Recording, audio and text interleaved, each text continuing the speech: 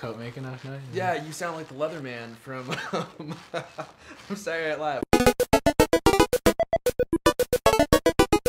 Hello, friends. Welcome to episode 4 of User Friendly. My name is Roberto Hoyos, and I am the owner of a pillow company called Throwboy. Hi. Hey, what's up, dude? My name is Erfon Elijah. I am a contributing writer for the website cultofmac.com, and I'm also the owner of the very cool indie clothing brand MightTees.com. Hey, dude, what's going on? Oh, nothing much. Just morning for me is afternoon for you. I wouldn't say that. You assume too much. We both stay up too late. Dude, I've been going to bed. I'm actually trying to pull it back because I've been going to bed at 5. Whoa, never mind. What have you been? What time Like have you been to bed? 1 or 2. Are you serious? Yeah. Yeah, I don't know. Maybe I sleep too hard now. Yeah. I feel like in my older years, I sleep longer, and yeah, all that kind of stuff. It sucks going to bed at 5 because, like, when you even if you wake up at like 11, dude, you're super tired. Oh yeah, totally. And I mean, your whole day is gone, and I don't really get anything done at night anymore. I just kind of you just play my guitar.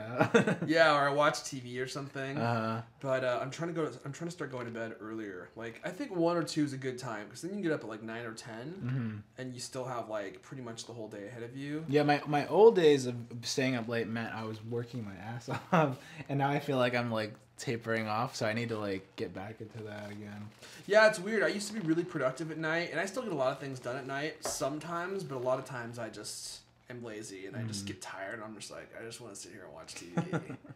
Or I work on something that's really mindless. We should take a tour of his Might Tees factory downstairs. I don't want to say factory because it's not a factory. But... No, it's more like a shipping department downstairs. Yeah, you guys should totally check it out. We'll do that one day. Down into the dungeon where it's dark and gloomy. So we want to thank everybody for watching our show because we have like new viewers and like subscriptions and stuff. So it's fun to see everybody doing that. I think what we're gonna do next week is we're gonna set up like a Ustream or something and just have that. That would be happening. Cool. And let's see how many different things we could have going at one time. Yeah, we're just like learning as we go. So yeah, but it's been fun. But hey, let's jump into the show, shall we? Cool. Hey, tell me about User Friendly. What is it? User Friendly is a weekly podcast that covers all things geek and internet topics that we find interesting, and we aggregate them together and we spit them back out with our flavor. Yeah, with our very unique ethnic flavors. And we cover all the things that we love on the internet, which is probably one of my favorite parts of the show. Yep. Anyway, let's just jump right into it. We have 3 things we're going to talk about today. Let's talk about the iPad 3 to start. Cool. How's that sound? Sounds good. I have an iPad too. You don't have an iPad. No, I was really close to buying that one because we were actually at South by Southwest when it came out. Yes. And we were both like, I bought one. Trying to justify it, and then you got one. I got one that I didn't actually want. Because I was on the fence whether or not I should buy the 3G. You 100% impulse buy for that. Yeah, and then I sold it for more than I bought it for. And then I ended up buying another one. And that one I kept. I always thought that you just kept it in a box for a really long time. I did, because I bought the iPad, right? I mean, no one needs an iPad. Yeah. So I bought this iPad 2, and I literally had it sitting in the box that Apple shipped it in for at least 3 weeks, possibly 4. And I actually ended up buying 3. So I bought one at South by Southwest. Decided I didn't want that one. I was going to buy the 3G one. So I sold it when I got home. And then I bought the black one. And I decided that I didn't want the black one, I wanted the white one. So I sold that one too. And I sold these both for more than I paid for them, by the way. But not by much. And then finally I bought a white one. And it stayed in the box forever. And I wasn't sure if I wanted to keep it because I was like, dude, this is like a $700 purchase. And I already have laptops. I'm not sure how much I'm actually going to use it. Right. Because some people buy iPads and never use them, right? Like Kevin Rose and Alex Albrecht from Dignation Row is like, oh, dude, we never use our iPads. So I was like, oh, crap. I use mine all the time. I love it. It helps me keep up on news. I use a ton of news apps. It's great for games. In fact, I find that I hardly ever use my iPhone for games or reading news anymore. I almost always use my iPad. So there's been lots of rumors, especially recently, about what the iPad 3 is going to look like. It's obviously supposed to have a Retina display, which for me is a huge, huge, huge, huge plus. In fact, it'll probably make me sell my iPad just to buy that. Right. It's supposed to have the A6 processor, so it's supposed to be, it'll probably be like 20% faster. Might have some more RAM.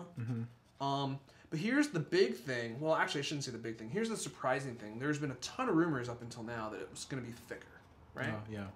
So let me tell you a little story. So I was at CES the beginning of January with Cultimac. Yeah.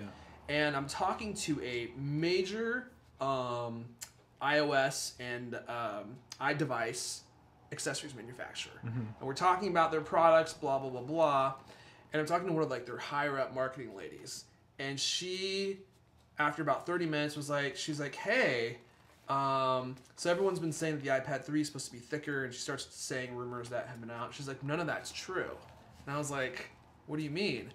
And she kind of looks around, right? And she's like, walk with me. So I'm like, okay. So we start walking, and she tells me that they have an iPad 3. They're testing it, and it's supposed to be about the same size. And in my mind, I'm like, dude, this lady's giving me like a legitimate scoop. This is my first like inside scoop. Yeah. And I'm like, this is crazy, right? Like, this lady's actually telling me stuff about the iPad 3. And I'm like, you guys have one? She's like, well, it's not a working model.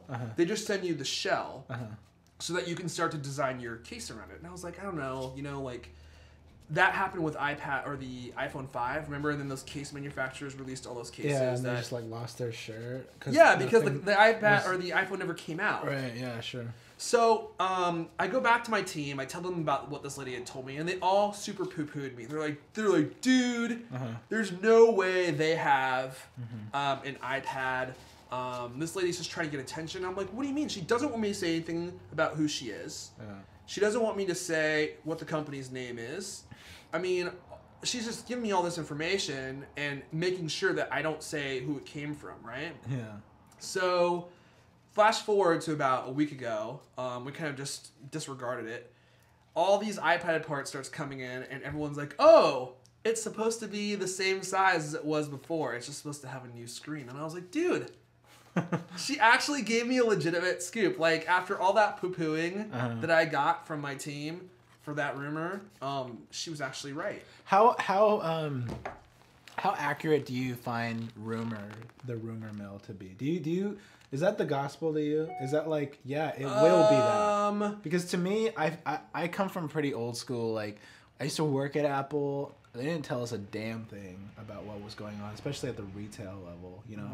And it was always like, if it's not on the site, it's just a rumor. And a lot of times it would be just a rumor, and it would be just a bunch of weird stuff. The iPhone, before, when that was a rumor, I remember there was a dude that walked into the store that I knew pretty well, and he did lots of like trading on, like he had a big company that did stuff like manufacturing in China. He's like, oh, I've seen it already, and it has like buttons like right here, and it was completely wrong.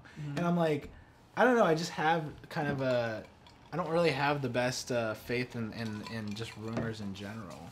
I think the way you have to look at rumors is that you have to look at the aggregate. You have to see what everyone's saying and see what has been said the most. Yeah. Because then I think you could be like, okay, well, that must be accurate because it's coming from lots of different sources.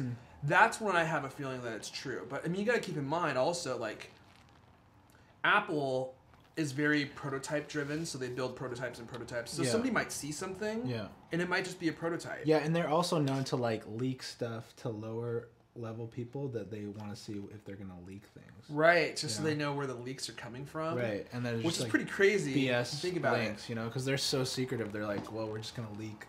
The next one has blah blah blah, and it's like completely wrong, you know. It has like 4 cameras, and it's just like right, exactly. I think they do that too. So you never really can tell. I mean, until the item is actually released, who knows what's going to happen? Because as far as we know, Apple may have been about to release the iPhone 5. Maybe they never were. I don't know. I don't think that they would just hold off just because people knew what was coming. I don't think they would hold off if people knew what was coming. I do think they would hold off if it wasn't perfect. Like, if they had a product ready to release, and they were like, this isn't going to work. Like, a good example, what product was it? It was like an iPod, and the plans had already been given to all the manufacturers. They're starting to make this thing. And they realized, no, with the iPhone. The iPhone was originally supposed to have plastic on the front, and they're manufacturing these things, and they realized the plastic wasn't going to work. So I think it was just Steve at the end was like, I don't want plastic. Like, yeah, right? But it was his call, and he was like, we're not doing plastic, we're doing glass. This is a month before this item is supposed to be released. Yeah. And they had to totally stop production, retool what they were doing, and release the iPhone with glass. It's like, so Apple has the power and the cojones, if you will, to do something like that. Yeah, rather than be a Microsoft where they're just be like, let's just get it outdoor. Just change it later. We'll sell the crappy ones that are already out there, make our money back. Yeah. Like Apple would rather eat that. Sure. Than release it. Right. So like that's another reasons why you can never tell, because I mean sometimes you get a Steve Jobs in there who's like, everything that we were doing not gonna happen. We're gonna do this instead. Yeah. So I'm really excited about this. Also, one of the big features the iPad 3 is supposed to have 4G. Okay. And this is something that they're saying the next iPhone is going to have. Do you think this is something we're going to find? 4G capabilities? LTE? I don't know, man. Like, they were pretty explicit about last time being asked that and saying, we're not going to play that game. You know, we're not going to, like, go into the speeds or blah, blah, blah. Like, they're kind of known for, as far as their statement on the last iPhone. You remember that? Mm-hmm. And so I don't know. I mean, if they do, they'll have to kind of educate the public, because the public is so fragmented of what the hell 4G LTE is. Like even SNL is like making fun of it. Yeah, I saw that. Like, I think that I don't know. I mean, I personally don't even really know that like it's that much of a value, because most of it is just like it's comparable to Wi-Fi, and a lot of places you're at has Wi-Fi now, anyways, right? Yeah, that's true. And is it gonna murder your battery to like? Well, try that's to do the part anything, that really kind of makes me wonder, because as far as I know, all 4G devices just suck battery, man. Mm-hmm. They take so much energy. I would think it would just get like piping hot. And, like, yeah, it gets so hot you can't even put it against your face. Yeah, because it'll burn you. So I kind of wonder about that. I'm like, have they solved that problem? I haven't really seen any reports that say that problem has been fixed, you know, hardware wise, because they've traditionally been like a step or two behind all the carry or the what do you call it, like the cell tower speeds. Like they were 2.5 G.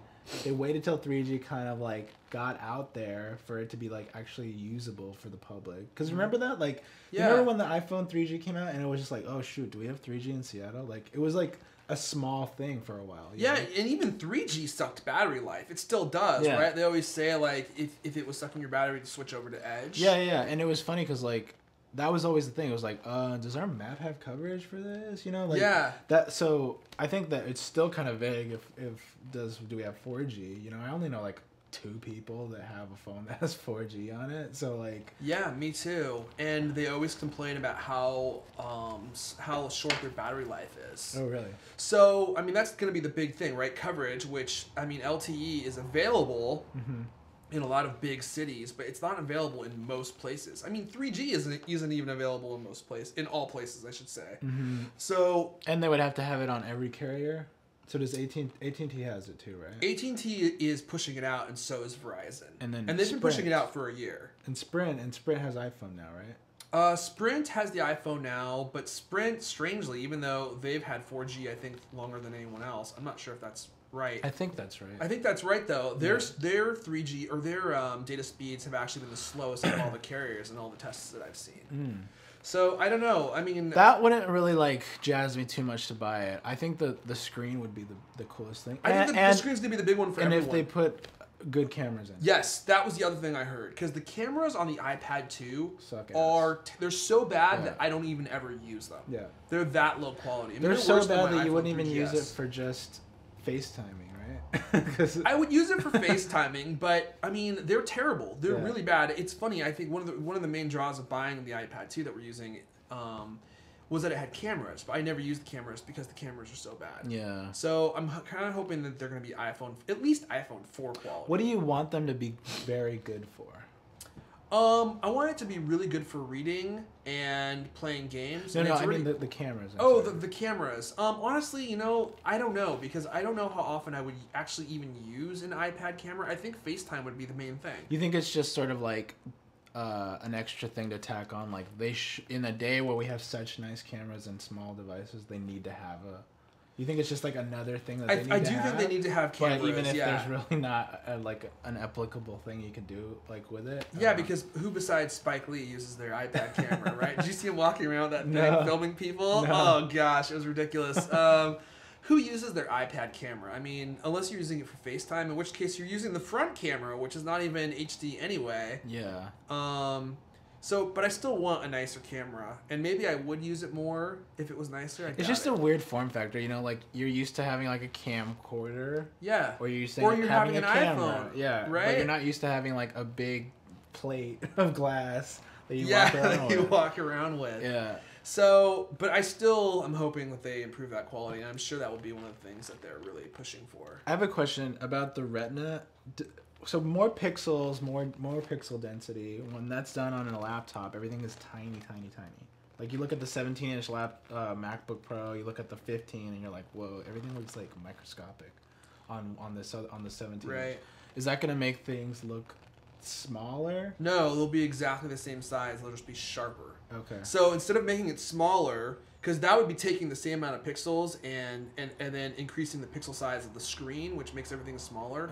They're increasing the pixel size of everything. So the graphics get an increase in pixel size, and so does the screen. Okay. So everything stays the same size. It just makes it super duper sharp. Okay.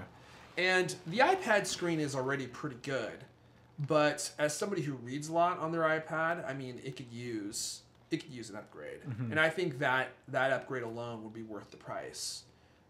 So I'll definitely be selling mine on eBay. You'll probably see a lot of iPad 2s on eBay. Yeah, probably. Or Craigslist once the iPad 3 comes So when out. is this supposedly coming out?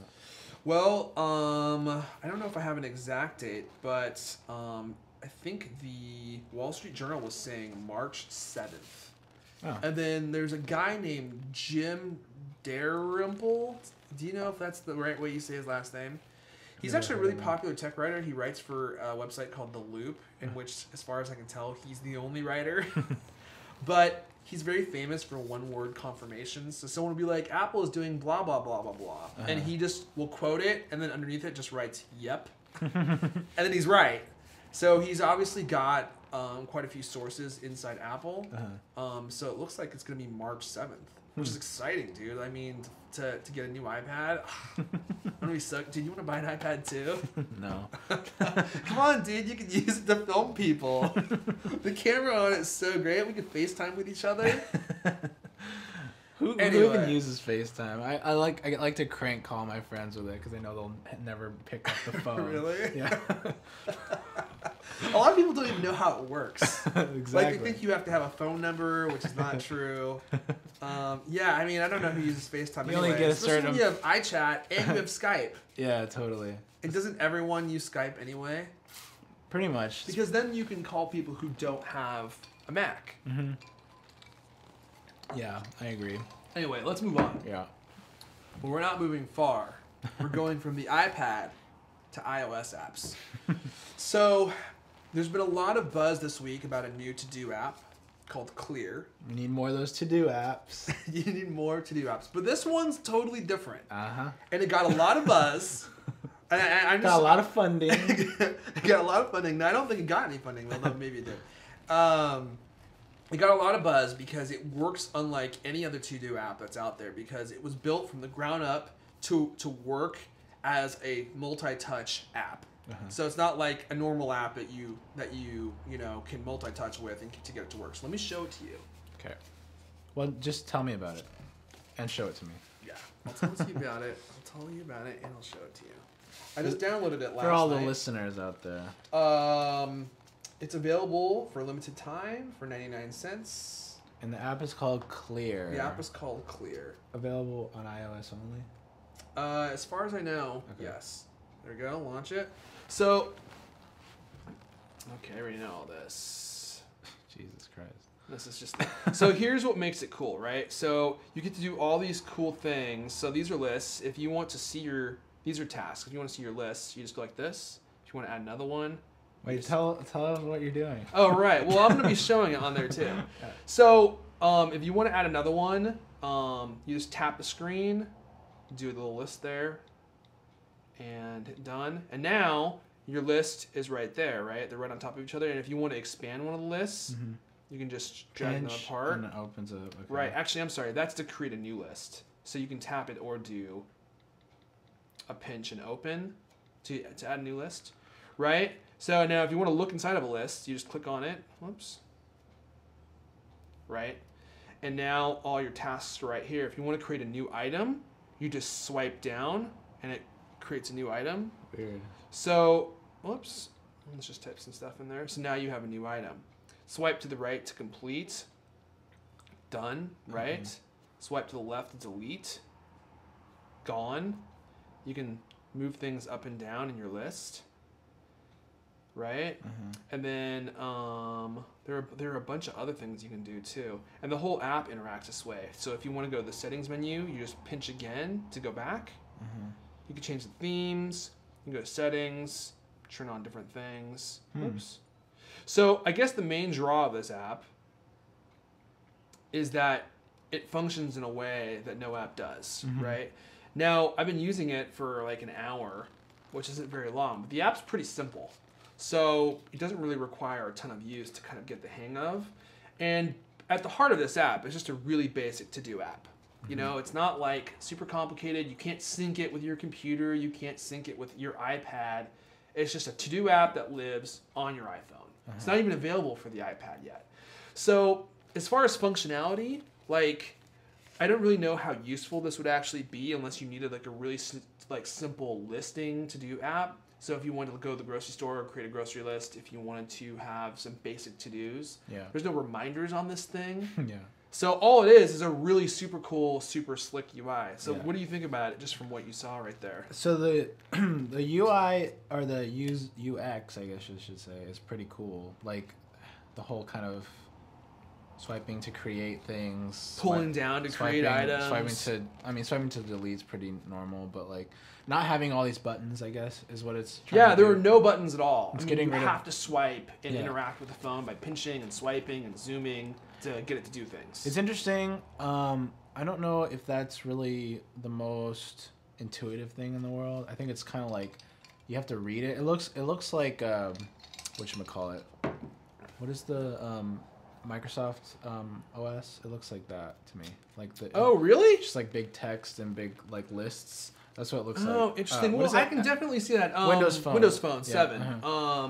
Yeah. I mean, I think also because it has the it has like the little colored screen, right? And it just has like the simple text with the colors. I think that's very reminiscent of Windows too.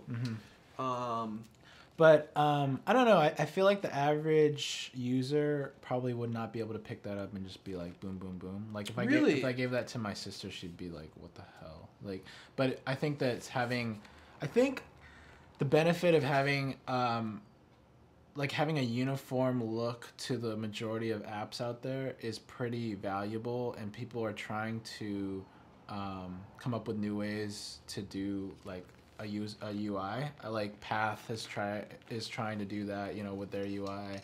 But I think certain things don't really need to be completely reinvented, like reinvent the wheel, like of how to add something. Like certain things like that. That's personally my take on it. I think it's cool, and I think a tech person like you and I would think it's rad.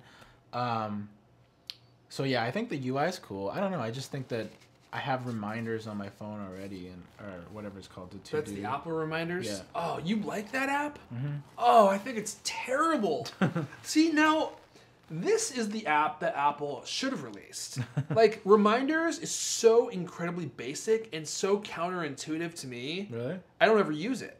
I think it's too bad too because reminders is so integrated into iCloud. What do you really want out of a reminders app? To me, I'm just like, write it down. That's good enough. Like I could use a piece of paper and a pen for that. See, not me, because my biggest problem is when I use a to-do app, I never remember to go look at my to-do list, right? So I need reminders. Like I need things to pop up and say, you were supposed to do this today at 5 p.m. And I'm like, oh, right. That way I'm not constantly... But doesn't Siri do that? Siri does that, but it relies on reminders. It integrates with that app, and that's how it does that. So why wouldn't that work? Well, it does, and for certain things, I'm like, remind me to do something at 4 p.m. Yeah.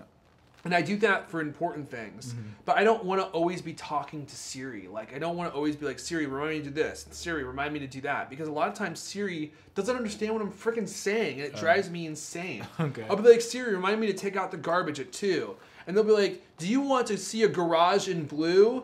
No, that's not what I said at all. And like, Siri has a hard time understanding me. Oh, okay. So I just want to type it and just get it over with. And I don't want to type things in the reminder app. Which is why I like an app like this, because actually, contrary to what you were thinking, I actually really like this UI. I find it to be incredibly intuitive. I hear what you're saying, that like my mom isn't gonna get it, and that might be true. And I wouldn't rely on this app solely as my to-do app because it's so basic. Like, I use an app called Wunderlist, and Wunderlist is just a basic to-do app, and you can create lists, you know, and enter stuff in, just like you would any other app. Is it focusing? Kinda. It's trying to focus on your face, Roberto. I blame you. So in any case, it works just like a normal to-do app, but it has a Mac application, it has a Windows application, it has a Windows Phone application, it has an Android application, and they all sync with each other. Right. And you can do reminders with this. There's a lot like that. I mean, like, I used Evernote for a little while. Yeah. I used, what is that other one? Things, that has a Mac app. And has I hated Things. Like, I mean, I kind of just got overload with it, so cool UI, but I don't know if I would personally like call it. I don't know. It's probably a hyped thing at the very most. Well, I mean, the UI is so innovative that it's gotten a ton of press even before it was released. I mean, it just got released today, and I've been hearing about this app for 2 weeks. It's called Clear. It's called Clear. Check it out. Let us know what you think. Yeah. It's only 99 cents right now, so even if you don't like it, it's like... Whatever. It's 99 cents. Yeah. Okay. Moving from productivity to fun. To anti-productivity. Anti-productivity. We don't usually talk about games, but I want to cover a game that I discovered. It's only for the iPad. So if you have an iPhone, if you don't have an iPad, sorry, you're not going to be able to play this game, but you actually can play it on your computer because it was very first available as a Flash game. It's called Kingdom Rush. And if you Google it, you can go to their website and play the game for free. Actually, that's probably the way most people play it. I found out about this game from Alex Albrecht. They were talking about it on the Totally Rad show, and he really loved it. It's a castle defense game. So you have all these like pieces that you need to protect. You get soldiers, you get magicians, so on and so forth. And I kind of downloaded it thinking, oh, I'm probably not going to like this game. That's usually the way this thing works. So Alex Albrecht was like, I started playing this game just to try it, and within like 3 hours, I realized I'd been playing this game for 3 hours, and I was like, wow, that is pretty much exactly what happened to me. I downloaded this game, started playing it, and looked up, and I was like, damn, I've been playing this thing for 3 hours, and played it for another 2 or 3 that same day. Jeez. It's super consuming. So it's basically, you have a little piece of land that you're trying to defend, and then you have pathways, right? And you're trying to prevent an army from getting to your castle, or out of the level, through your kingdom, whatever. So you have to set up all these like defense mechanisms along the pathway. You have to set up soldiers, you have to set up archers, you have to set up magicians, and they're supposed to stop these armies from coming down these paths. There's so many different enemies that you have to be really strategic about where you place what and what kinds of things you place. So, for example, there are some guys that will come attack you that will have a lot of armor. So you have to make sure you set up magicians along the path because they're the only ones that are good at attacking guys with a lot of armor. And then you'll have like these really fast animals that don't have a lot of armor, but they're super fast, so they can get by your defenses, like your archers and stuff. So you have to make sure you set up dudes to protect your path so the wolves don't get by. Doesn't sound very complicated, but dude, this is one of the most difficult. They have different levels. At first, it's not super hard, but this is one of the most difficult games I've played on the iPad, and while still also being fun. There was this one level I was playing, and I was on it for 4 hours. And I probably retried it. 30 times. And actually, by the end, I was getting pissed. I was like, who makes a game this difficult? like who's on a level for 4 hours, you know? But I was at one of like the higher levels. It's like if you played Halo and Legendary, you know, it's like it's supposed to be insanely difficult. Yeah, sure. I wish I could actually let me just show it to you, dude. Kingdom Rush, where are you? There we are. And the graphics are great too. Really good. So this just came out? Yeah, this just came out. Let me turn the volume on here.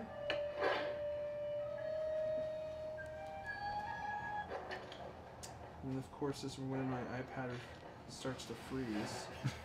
Your iPad freezes? There we go. No, I don't know what was going on there. There we go. Charge!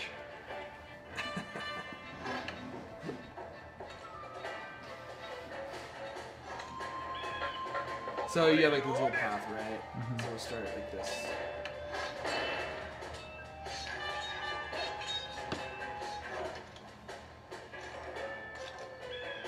Right? So we got a little path coming here. And you have all these little build spots.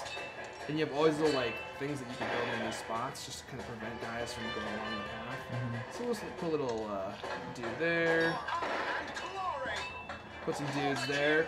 And you can level up like the installations you build. Like, you can make your magicians stronger, you can make your soldiers better armed. And you can keep increasing their skill level for each level you increase in the game. So let's just hit start. So there's some little troll dudes coming to attack my guys right now. And see, I have to stop them right now.